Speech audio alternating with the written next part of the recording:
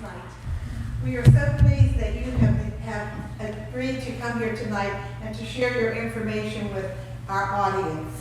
As the Bethel Park Chamber, I am the Executive Director, and it's my pleasure to really take this opportunity to tell you that we are a nonpartisan, nonprofit organization, and we service businesses and the communities that we serve with special projects. So we're really pleased to have this one. We want to take the opportunity to thank the Bethel Park Municipality for these facility here tonight. We want to thank also the A Cable and BPTV. We also want to thank Save Here Today, who is responsible, along with Diane Ford, to provide us with our programs. So with that, I would like to introduce our two moderators for tonight. Diane Ford, who is a local business owner and has, one is called Virtual Information Processing, another one is Range, which is located at the northwest corner. Some of you may know Mitchell's Corner. And our other moderator is J.P. Marino. He is the Vice President of Washington Financial Bank, and they just opened a branch in Finleyville. They will be the moderators, and we thank them for helping us out tonight. Diane, she's going to Just to reiterate what Connie said, we want to thank you guys for coming out. Just want to go over the forum ground rules one more time. The number one rule is to be kind and respectful at all times, to honor the allocated 1-minute response time, and a 30-second warning will be given, and then we'll also give you a 10-second warning, and if you go over, you get the bell. Please keep your answers direct and succinct. Speak loud and clear, and if you're comfortable, you feel free to remove your masks when you're speaking into the mic. Also wanted to make sure that everyone understands that this is not a debate. We just want to have an opportunity for all the candidates to express their viewpoints and share their ideas with the community, okay? Each of you all will receive, we're only going to give one question to two of you. And just by virtue of you sitting up here, I understand and accept that you agree with the ground rules and you understand exactly how tonight is going to work. Is that correct? Yes, ma'am. Yes. Thank you very much. Okay, without further ado, we're going to get started. So the first question, and we're going to start with Sean and Buffy. What are the pros and cons of having a full-time kindergarten, and where do you stand? Which one of us do you want to start? You can go, Sean. Okay. I believe kids need the best head start that they can. Full-time kindergarten, social development, basic development. I think it's a great place for kids to start with. As far as just getting kids acclimated to that schedule, I think it eases the burden on parents in the community because they can then work a full-time job. I think there's just many benefits to it. I think parents should have maybe the option based on if it's feasible or not, but I definitely support it if the parents want to. I actually got my undergrad in elementary ed, and I started in kindergarten, and I'm not opposed to full-day kindergarten. I'm not sure we have the room at Bethel Park right now, but I'm not opposed to it. Those days go fast when they're half days. I see the benefit both ways, so in a perfect world, you would be able to offer both, but I do understand full-day kindergarten. Some parents it would be more flexible with their work schedules, and I think contrary to popular belief, those days go really fast, and the kids do need time to play. So I think that that's a pro with having a full day, because they would still have that time to play within their school day and socialize and still get the academics.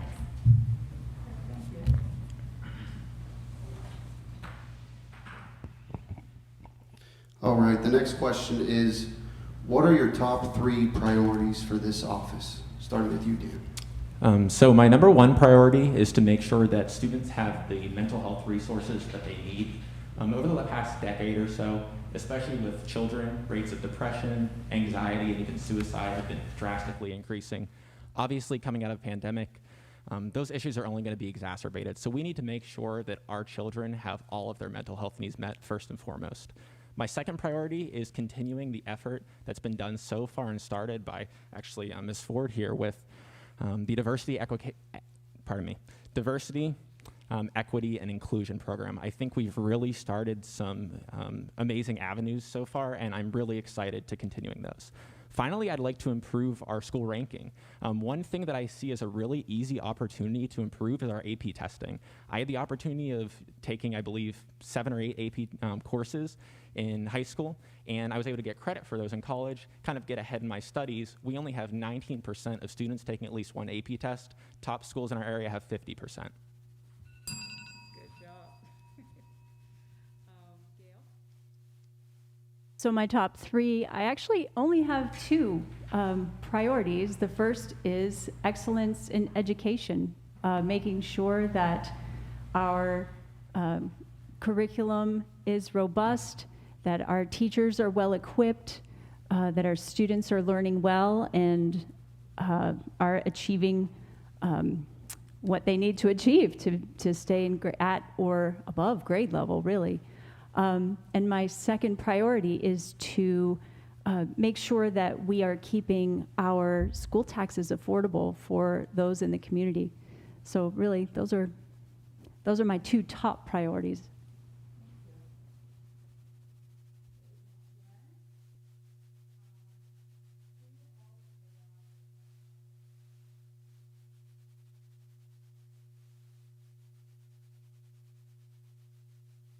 What changes would you suggest in a school board member? Changes that I would suggest. Well, I do think that the more in-person learning time that is available is absolutely the best thing for students who are able to come to school. I'm very happy that the board recently decided to direct administration to move to a 5-day in-person schedule for next school year, barring, of course, any state or federal changes or depending on the progress of the virus.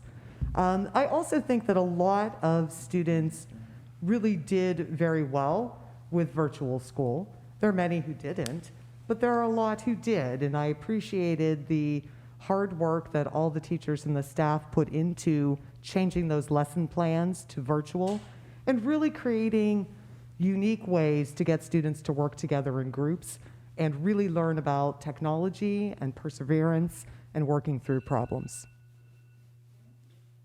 Yeah, I think it's really important to get back to face-to-face education 5 days a week. The CDC is coming out, and Dr. Fauci and some of the people saying that we may not reach herd immunity by fall. So I think it's important that we have people that are dedicated to making sure the students get in there face-to-face. The second thing I think that's very important is not all children did equally well under this hodgepodge of different academic programs. So I think it would be incumbent upon the district to do some intensive testing to find out where everybody is. I would much rather see people back up half a year than to go on and push forward with some of the basics missing. If you miss something in second semester of high school, it's probably not that big of a deal, but if you miss something in first grade, it impacts second grade, third grade, fourth grade, and so on and so forth. So I think it's very important to find out where students actually are. All right, next question is, explain what you know about class size and what the teachers have agreed on in their contract. So, my understanding of class sizes is the big challenge is more in the elementary schools, where there are several different elementary schools, many of them in the neighborhoods of the students. And I have signs from some of my neighbors that they love their elementary schools. But I do understand that the teachers want to see more of the same numbers from class to class or grade to grade. And so there's some talk about consolidating or closing and merging. And so that's my understanding of that.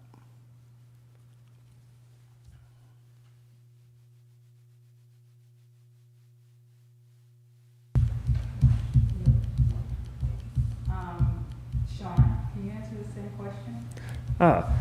I think class size has a tremendous impact on student achievement, engagement, and just help that the teachers can provide.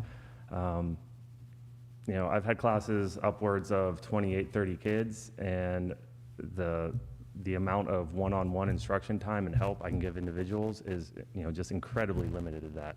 I also have other classes, electronics classes, where I have 10 students there.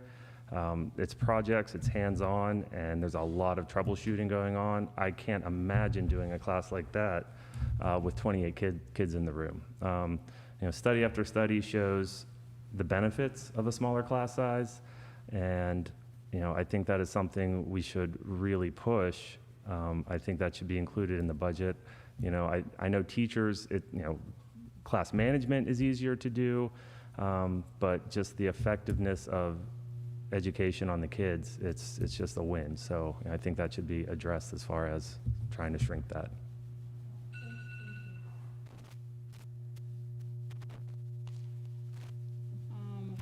With some of the current talk on the transgender movement in the various communities, do you support the allowance of a biological male participating in a female sport like swimming and basketball? I do not believe that's a school board decision. I believe there are laws in place in our state, and that's what we would follow in the school. Thanks.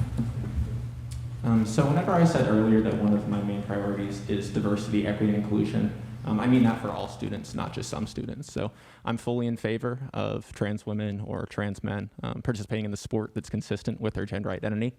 There's actually a Supreme Court decision, Bostock versus Clayton County, that ruled that discrimination on gender identity is unconstitutional. As Buffy said, we would have to defer to that decision.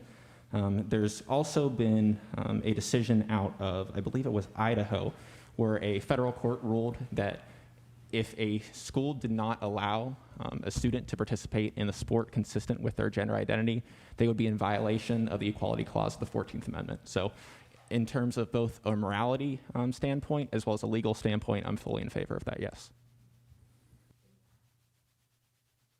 Next question is, are you in favor of neighborhood schools, or do you think it would behoove Bethel Park to consolidate the elementary schools into one centralized?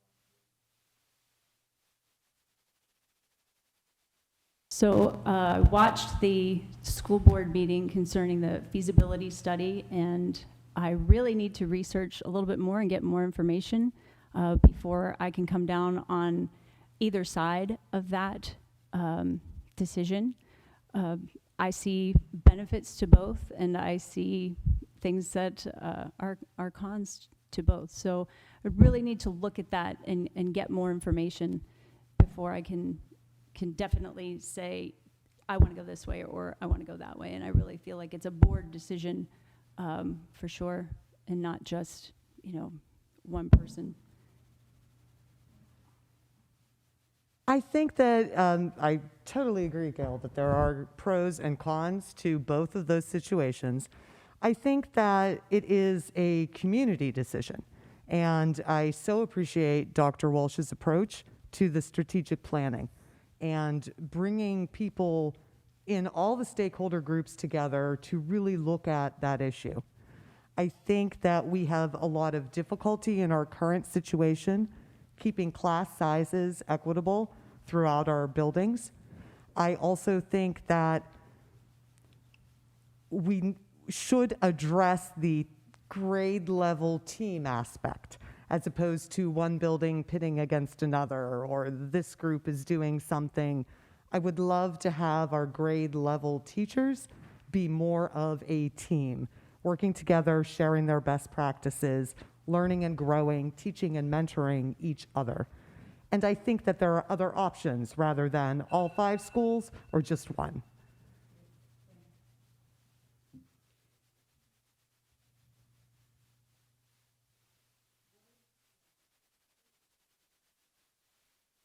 Purpose of the school board is to govern and not to manage. It is the purpose of the school board to set broad policies and to have them implemented through the administration. Examples are the policies that they make. The school board votes on curriculum. The school board hires teachers, but it's not their job to get down into the weeds and manage things on a classroom level. Well, how do you follow that? Yeah, so it's more of a high level, working with administration and examining the curriculum options and trying to work together to get what's best for the community and the school. And just as Mr. Means said, staying out of the minutia, staying where we belong, and working with the other groups so that they can do their job.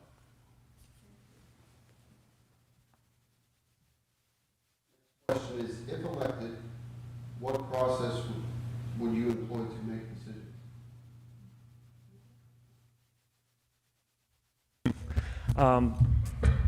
I think getting broad community support and just the input from all the players involved, whether it's faculty, staff, students, parents, and just asking the community how they want their resources managed best is part of this job.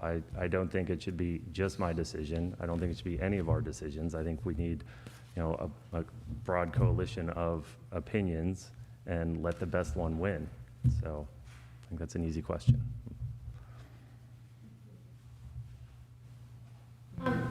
I think that right now, the culture of the world we live in is very divided, and I think that all decisions when it comes to our community and our schools should be community decisions, but I also think we need unity more than anything right now.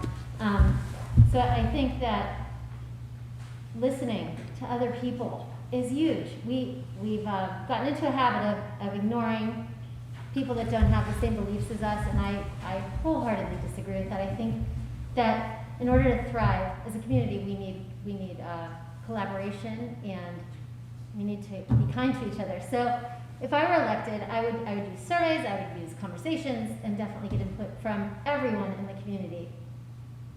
That's all. Allegheny Conference has reported that there's a shortage of employees for skilled trades positions, and there will be a need to hire employees from outside of PA. What, if anything, will you do to ensure that our students are prepared to take advantage of local skilled jobs and trade opportunities? So I think that the partnership we have with Steel Center, that Ms. Rule has really, worked a lot on, and I think she serves on her board as well. That's been fantastic. I think those opportunities are really what we need. I was an operations manager at U.S. Steel before my current job as an engineer, and I can tell you that my operators, my electricians, and my maintenance workers that worked under me all made more than I did as an operations manager. These are fantastic careers. And I think what we really need to do from a school level, we already have that partnership with Steel Center. I think what we really need is to destigmatize these trade positions, because these are incredibly intelligent people. They're difficult jobs, they're well-paying jobs, they have great benefits. And most of the people I know that went into trades are doing better financially and in terms of having, excess free time, just all these opportunities than a lot of the people I know that went to college. So I think ending the stigma around trade school and things like that would be the best thing to do. I could not agree more, Dan. That would be my answer 100%, to destigmatize that Steel Center component of our programs. It's a robust, amazing school for trades, and I would love to see those students who have an interest really be encouraged to take advantage of the opportunity to go there and get the skills that they need to then go into the workforce right out of high school. I think it's really important. Next question is, what is your comfort level as far as making educational and fiscal decisions for the Bethel Park School District? I think that school board members, first of all, can't work alone. We only work as a unit of 9, and we really work as a team of 10 with the superintendent. We have a very capable superintendent, and we have extremely capable administrative teams and extremely capable staff. I am very comfortable with a lot of the initiatives and best practices. I sit on the Special Education Advisory Panel for Pennsylvania. So I'm in regular contact with the teams at PDE, at the Bureau of Special Ed, at Patton that do the trainings, and I attend a lot of those trainings.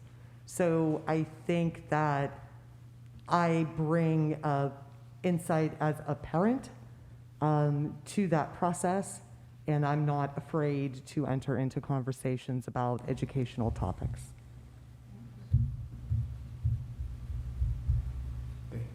I have 30 years of teaching at the college level. I also homeschooled. I did homeschooling evaluations for students K through 12, and I've taught kids K through graduation. So I feel very comfortable in educational decisions. However, when it comes to special education, I don't have that much experience, so I would rely primarily on what the staff told me and what the experts in that area told me. As far as the finances, I'm very comfortable there. We've saved a lot of money for the taxpayers. To date, I think we've probably saved $22 million for the taxpayers since 2016 and about $1,550 for the individual. And we did all this without cutting any programs. So I feel comfortable. Even though I'm not an expert in all areas, I would rely on those people who are experts when I don't have the understanding.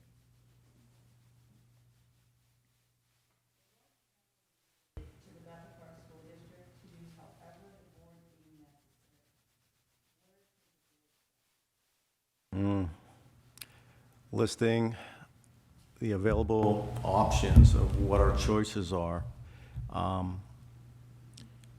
You know, that obviously, again, is a group decision. It's not a one-person decision. It's going to be going with the whole board, and just hearing out each other, as Buffy said, respectfully listening to each other and getting all the options on the table, and as a group, coming up with what's important. I think a good use of that, of the funds would be to, again, as Dan was saying, you know, these trade schools are great careers. However, you know, the ones I work with in my district with some of our robotics programs, these people, they're good paying jobs, start at $14 an hour, you know, they can move to $28 within 9 months. They're having trouble getting kids who are good in, algebra and just basic writing skills.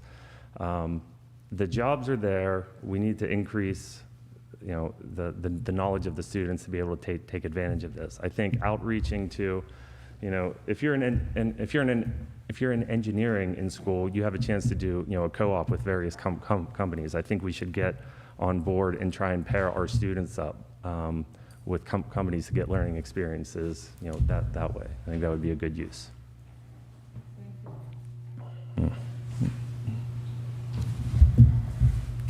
Next question is, how important is it to you for the district's curriculum to be all-inclusive, for everyone to be well represented? Very important to me. I have a master's in special education, and I think it's very important for everyone to feel like they're part of the student body and part of the school community. There are really creative ways that we can make that happen. There are partners classes that incorporate students with special needs with typical peers, and they work together in specials, and it's a peer modeling, peer mentoring program. Those are awesome. Kids get to know each other. So I am very in favor of an inclusive environment. I think based on my previous answers, you can probably gauge my answer to this question too, but I think it's very important. I think it can be really difficult for students to succeed and really set, you know, bold goals for themselves if they don't see themselves reflected in their curriculum. Now, whether it just be a book that they're reading in elementary school that has someone who looks like them or maybe feels the same way, that's maybe a doctor or an engineer or a lawyer, something as simple as that can go a long way in motivating a student to succeed. If they see the same old person that doesn't look anything like them, it can be difficult to picture themselves in that role. There's actually a really good study, I think it's out of the University of Virginia, that actually looked at schools that had diversity, equity, and inclusion programs, and not only were their students more comfortable with people of, you know, different races, different religions, sexual orientation, etc., but they also actually performed better in school. So inclusive curriculum doesn't just help mentally, but it helps academically as well. Thank you.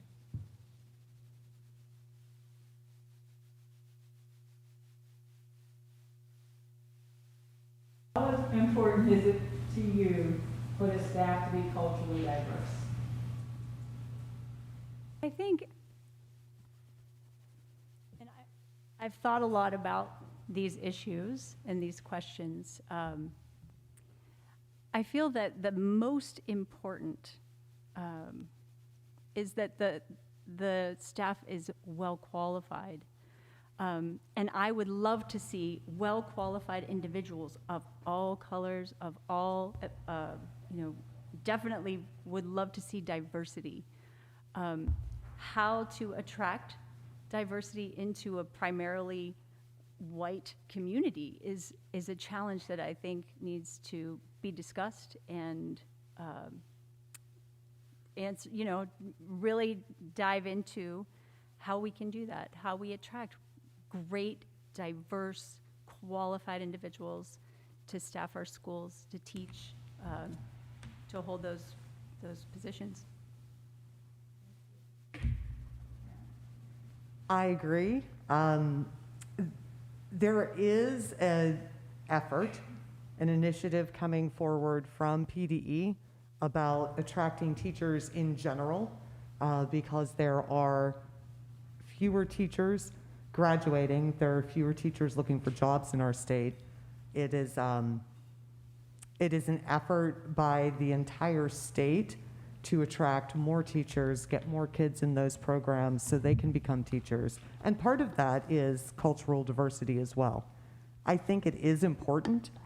I think that it is also a community issue. It's not a school district issue, it is the community as the whole. Because we have to be a place where people want to live and a place where people want to work. And we do that by recognizing that we are all people and we don't have to other each other. We are all in it together, and all means all.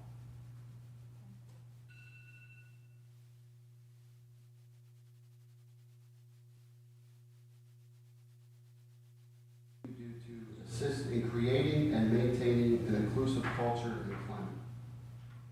Well, I think it's very important to treat all people equally, and primarily this has to do with the classroom, but Bethel also has a number of programs, anti-bullying programs and things like that. So I think in a large respect, if you make the purpose to seek academic excellence, then some of the other things fall by the wayside. So it's important to be fair with people, it's important to treat all people equally, and certainly anything that is biased because of somebody's race or ethnicity or anything like that should be dealt with severely. So, I'm in agreement with what Mr. Means just said about treating people fairly and coming at the issue with just kindness and consideration and fairness. I'm not going to elaborate any more on that. How does the school director's roles and responsibilities differ from the superintendent and administrator? Well, I feel it's the school board's role to set the direction and goals of where we want to be. The superintendent is more in charge of figuring out how to carry those out effectively. As far as, I really think that's pretty much, the whole answer there. So. You're asking two teachers that question. I agree with Sean. I think the superintendent runs the schools. I mean, he works with us, with the staff. I say us when I'm a teacher, not on the school, but he works with the teachers and the administration, and it's like he's the manager, and then we sit about and just I guess we listen to him and his needs, and then we can make decisions as a board as to what is needed, and also I guess we are the people that have to be fiscally responsible, and I agree with Sean. Throwing in the towel on that one. Next question is, if you would have to make budget cuts, where would you make them and how would you supplement the changes? So I've thought about this question a lot because with our current budget scenario, for those who don't know, if we fail to raise taxes this year, we're currently in a $2.7 million yearly deficit. Even if we raise taxes all the way up to the index of 3.5%, we're still at roughly an $800,000 per year deficit. So we basically have two options right now. We increase taxes or we cut programs. With the high level viewpoint that I have of the budget and that was presented at the budget meetings by Mr. McCausland, there's nothing that immediately jumps out to me to cut. Unfortunately, I think that I would have to get on the board before I can kind of look at things in a much more narrow and specific lens to see where we might have some inefficiencies and we could have some possible cost savings. I do want to say that I absolutely love what Mr. McCausland did with the zero-based budget. That's looking at a starting point of zero and then working from there rather than just grandfathering in our previously existing budget and then going backwards, because people will never give up what they already have in their budget. Again, I agree with Dan. I would need to get in there and see line item by line item, and as a board discuss and make those decisions. I would hope there isn't much to cut because, again, education comes first, and we want to provide the best for our kids. And yeah, I agree. To get in there and learn more about and get more context of what's going on with the budget and with all of those working parts. I need more information before I can land again.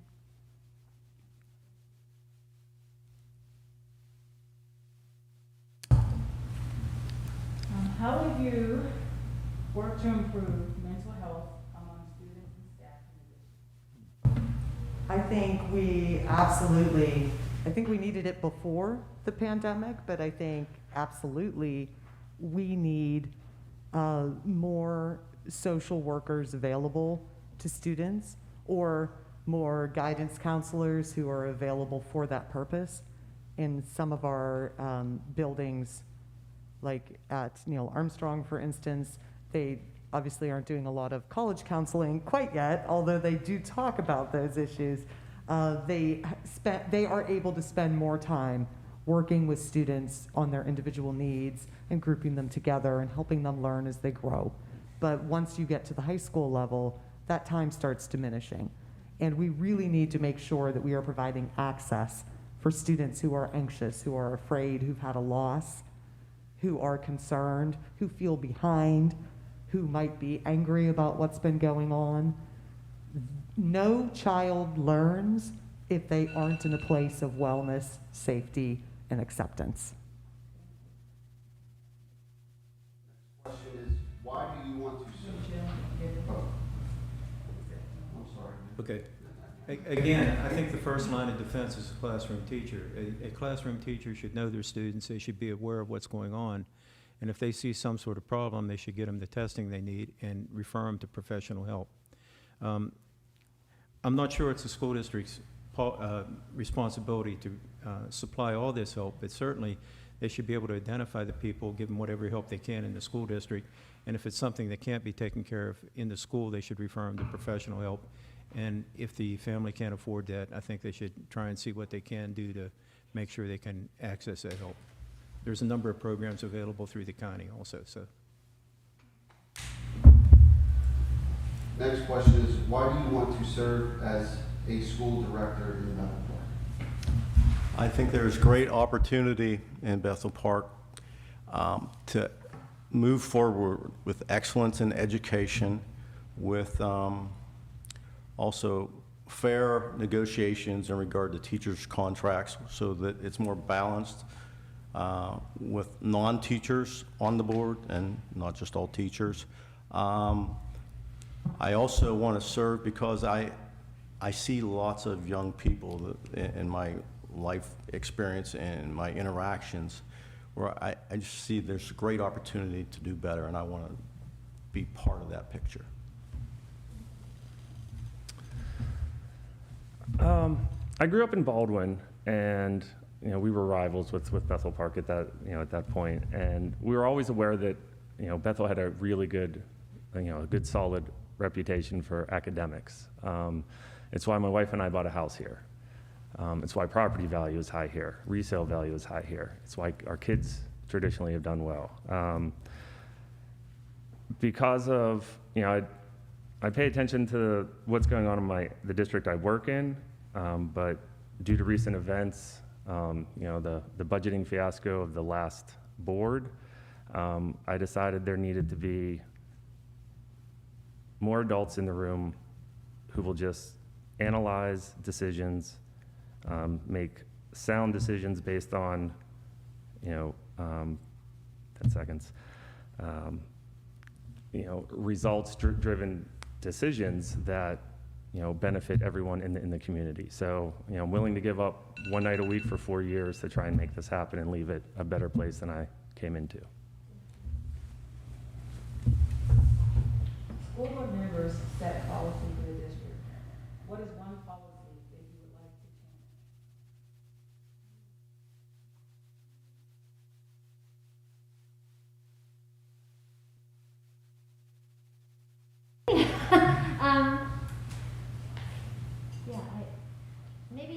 Maybe the policy that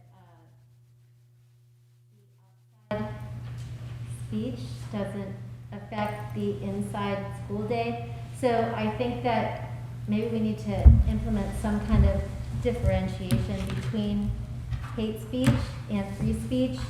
I know that with social media, the kids at school deal with a lot of things they never dealt with when we were young, and a lot of it happens outside school, which is out of our jurisdiction. So maybe making a policy that states hate speech is one thing and free speech is another thing, and if hate speech is happening outside school and it's going to influence our kids in school, maybe we have some kind of give some consequences.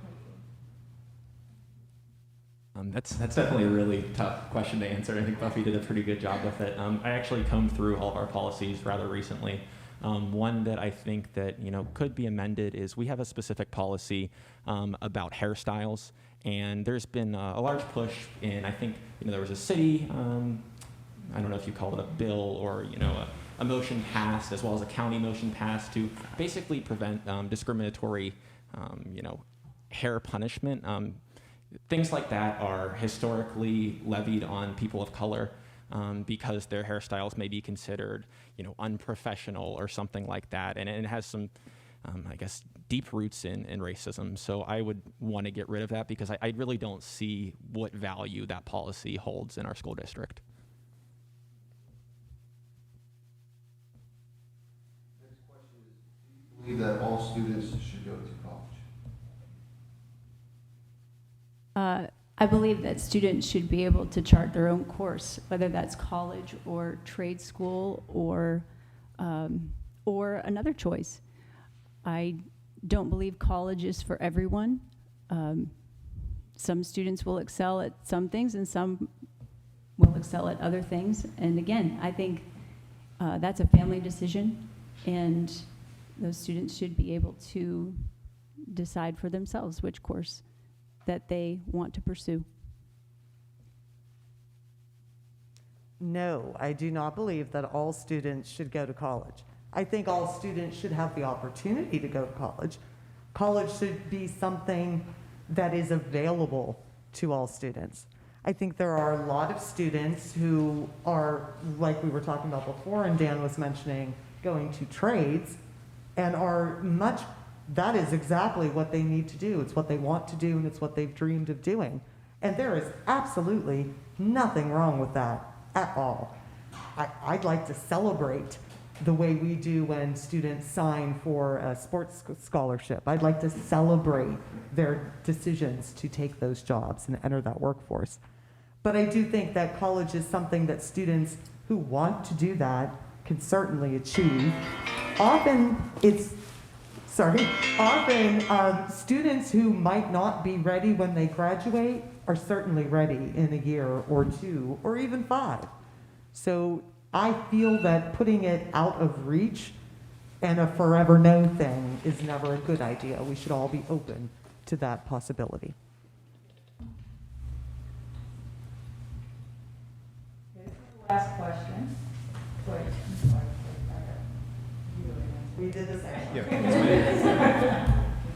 According to the CDC, over 15% of high school students self-identify as LGBTQ+.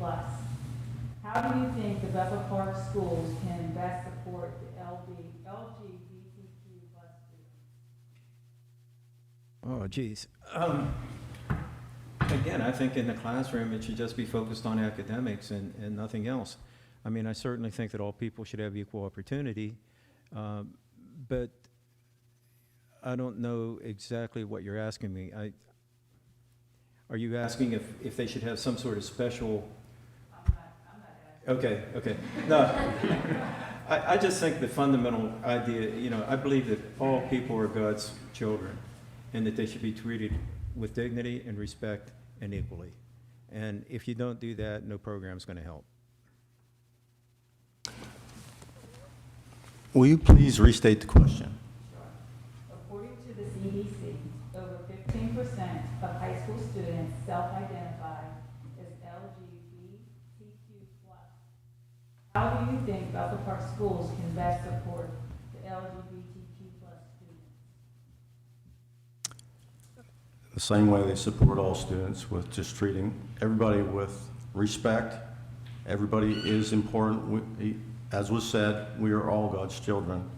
And not focusing on that, but focusing on getting a good education.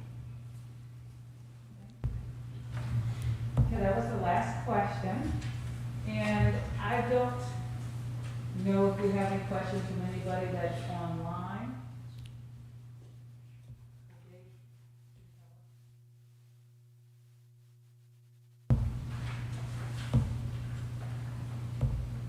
Does anyone in the audience have any questions?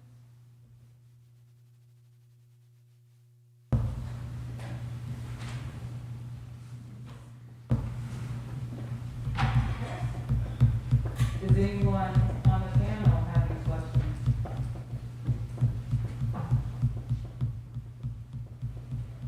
All right, well, thank you all for your time. Again, like I said, tomorrow you'll get an email with information that is all of the questions. You'll get an opportunity to answer the questions that were asked again and be able to share it out to the public by Friday. Okay? Thank you so much. And while you guys can sit there, since Jack sat through yours, he was supposed to be first. So, Jack, we're going to hear from you. There were no specific questions posed for you because we already all know that you're a great mayor. Then I'm done. No, I just want to thank the panel, everyone that came out, Connie for doing this. The last time we had something like this was actually 24 years ago, and that's when the League of Women Voters had it. So I think it's a great thing to do. Of course, 24 years ago, we didn't have Facebook, we didn't have live streaming or anything like that, so that's a good thing. Myself, I was on council for 16 years. This is my 8th year as mayor. 4 years ago, I decided that 8 years was enough, and I was going to give it up. And then 2 main things happened. 3 years ago, we had our flood, and it just brought the community together. I was never more proud of a group of people. We worked here at the municipality to make sure everything ran smooth. Neighbors helped neighbors. And sometimes you just wish that day would come back, or instead of, people, it's with the pandemic, it's crazy out there, but you wish people would do things like that. And for that, we were recognized with the award we got, the Governor's Award for Local Government, Responding to Adversity. We were the winner in the state in 2019. So because of the community involvement, it was great. The second thing, obviously, was last year with the pandemic. The municipality, the council the council did an outstanding job, as well as the police department. The EMS was always there, the fire department, and so on.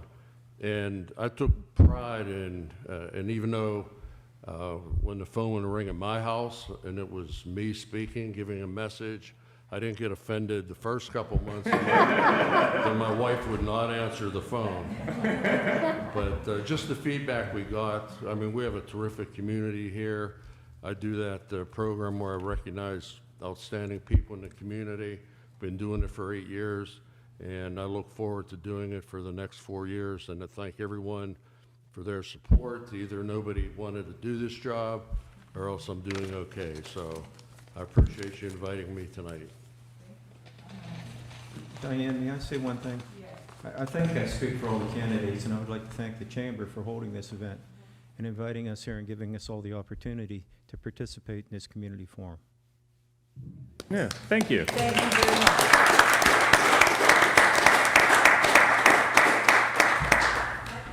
I just want to make note that these questions were submitted by the incumbents, so they know some of the issues that you will be facing, and also from some of the community members.